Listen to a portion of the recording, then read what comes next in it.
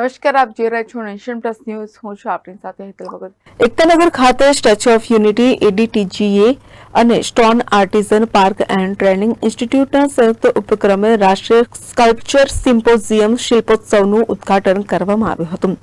ગુજરાત ઉદ્યોગ અને ખાણ વિભાગ અંતર્ગત કાર્યરત stone artisan park and training institute દ્વારા આજની પેઢીના ઉભરતા કલાકારોને યોગ્ય પ્લેટફોર્મ પૂરું પાડી પ્રોત્સાહન આપવાનું કાર્ય કરે છે. ત્યારે એકતાનગર ખાતે ચાલનાર 20 દિવસીય શિલ્પોત્સવમાં સાપ્તાહિક શીર્ષક હેઠળ યુવા શિલ્પકારો પોતાની કલાકૃતિઓનું સર્જન કરશે.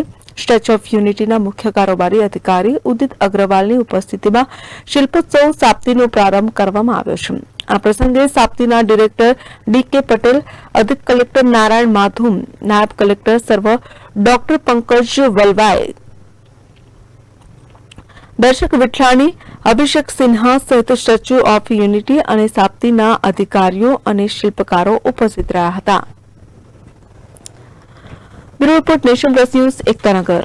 સમાચારોના સતત અપડેટ મેળવવા માટે અમારી નેશન પ્લસ ન્યૂઝની યુટ્યુબ ચેનલને સબસ્ક્રાઇબ કરો, બેલ આઇકન દબાવો અને જોડાયેલા રહો ફેસબુક, ઇન્સ્ટાગ્રામ અને ટ્વિટર પર.